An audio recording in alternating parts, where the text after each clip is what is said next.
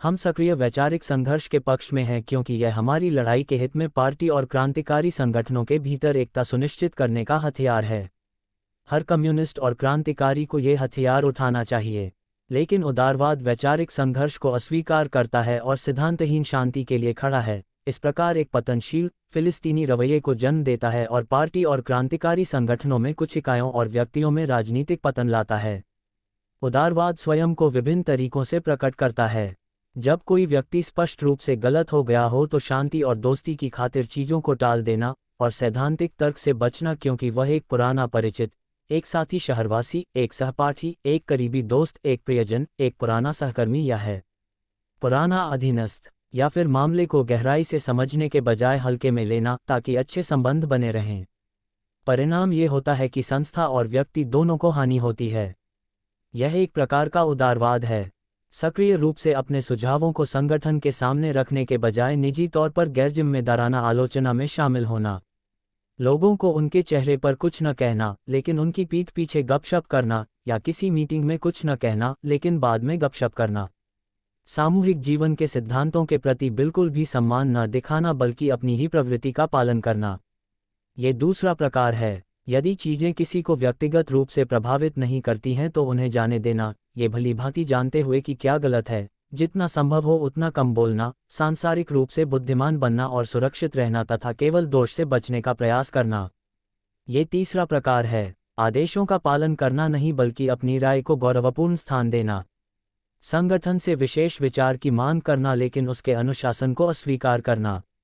ये चौथा प्रकार है। एकता या प्रगति या काम को ठीक से पूरा करने के लिए बहस में पड़ने और गलत विचारों के खिलाफ संघर्ष करने के बजाय व्यक्तिगत हमलों में शामिल होना, झगड़े करना, व्यक्तिगत द्वेष निकालना या बदला लेना। ये पांचवा प्रकार है। गलत विचारों को उनका खंडन किए बिना सुनना और यहाँ तक कि उनकी रिपोर्ट किए बिना प्रति क्रांतिकारी टिप्पणियों को सुनना, बल्कि उन्हें शांति से लेना जैसे कि कुछ हुआ ही नहीं था।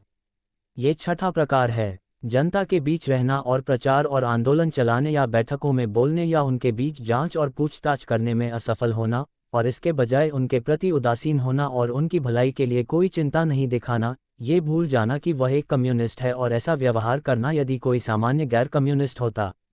ये सातवां प्रकार है। किसी को जनता के हितों को नुकसान पहुंचाते हुए देखना और फिर भी क्रोधित महसूस नहीं करना, या उसे मना करना या रोकना या उसके साथ तर्क करना नहीं, बल्कि उसे जारी रखने की अनुमति देना। यह आठवां प्रकार है। किसी निश्चित योजना या दिशा के बिना आधे अधूरे मन से काम करना, लापरवाही से काम करना और उलझना। जब तक कोई साधु रहता है वह घंटी बजाता रहता है। ये नौवां प्रकार है। अपने आप को क्रांति के लिए महान सेवा प्रदान करने वाला मानना, अपने आप को एक अनुभवी होने पर गर्व करना, प्रमुख कार्यों के प्रति बिल्कुल असमान होते हुए भी छोटे मोटे कार्यों का तिरस्कार करना, काम में लापरवाही बरतना और अध्ययन में सुस्त होना। ये 10वां प्रकार है। अपनी गलतियों के प्रति सचेत रहना और फिर भी उन्हें सुधारने का कोई प्रयास न करना, स्वयं के प्रति उदार रवैया अपनाना। ये 11वां प्रकार है। हम और भी नाम बता सकते हैं, लेकिन ये 11 प्रमुख प्रकार हैं। ये सभी उदारवाद की अभिव्यक्तियां हैं। क्रांतिकारी समूह में उदारवाद अत्यंत हानिकारक है। यह एक संक्षारक है जो एकता को नष्ट कर देता है, एकजुटता को कमजोर करता है, उदासीनता पैदा करता है और मतभेद पैदा करता है। ये क्रांतिकारी रैंकों से सघन संगठन और सख्त अनुशासन छीन लेता है, नीतियों को लागू होने से रोकता है और पार्टी संगठनों को उस जनता से अलग कर देता है जिसका पार्टी नेतृत्व करती है। ये बेहद खराब प्रवृत्ति है। उदारवाद निम्न बुर्जुआ स्वार्थ से उत्पन्न होता है। ये व्यक्तिगत हितों को पहले और क्रांति के हितों को दूसरे स्थान पर रखता है, और यह वैचारिक, राजनीतिक और संगठनात्मक उदारवाद को जन्म देता है। जो लोग उदारवादी हैं वे मार्क्सवाद के सिद्धांतों को अमूर्त हठधर्मिता के रूप में देखते हैं।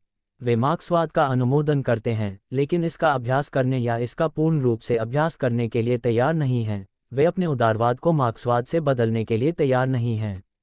इन लोगों के पास अपना मार्क्सवाद है, लेकिन उनके पास उदारवाद भी है। वे मार्क्सवाद की बात करते हैं लेकिन उदारवाद का अभ्यास करते हैं। वे दूसरों पर मार्क्सवाद लागू करते हैं लेकिन खुद पर उदारवाद लागू करते हैं। वे दोनों प्रकार का सामान स्टॉक में रखते हैं और प्रत्येक के लिए उपयोग ढूंढते हैं। कुछ लोगों का दिमाग इसी तरह काम करता है। उदारवाद अवसरवाद की अभिव्यक्ति है और मूलतः मार्क्सवाद से टकराता है। यह नकारात्मक है और वस्तुनिष्ठ रूप से शत्रु की सहायता करने जैसा प्रभाव रखता है। यही कारण है कि शत्रु हमारे बीच इसके संरक्षण का स्वागत करता है। इसकी प्रकृति ऐसी है कि क्रांति की कतारों में इसके लिए कोई जगह नहीं होनी चाहिए। हमें उदारवाद, जो कि नकारात्मक है, पर काबू पाने के लिए मार्क्सवाद का उपयोग करना चाहिए, जिसकी भावना सकारात्मक है। एक कम्युनिस्ट के दिमाग में विशालता होनी चाहिए और उसे कट्टर और सक्रिय होना चाहिए, क्रांति के हितों को अपने जीवन के रूप में देखना चाहिए और अपने व्यक्तिगत हितों को क्रांति के हितों के अधीन करना चाहिए।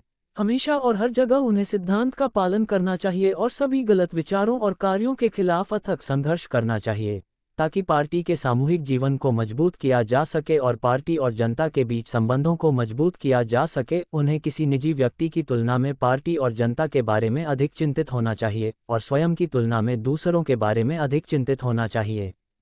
केवल इसी प्रकार उन्हें कम्युनिस्ट माना जा सकता है। सभी वफादार, ईमानदार, सक्रिय और सच्चे कम्युनिस्टों को एकजुट होकर हमारे बीच के कुछ लोगों द्वारा दिखाई गई उदारवादी प्रवृत्तियों का विरोध करना चाहिए और उन्हें सही रास्ते पर लाना चाहिए।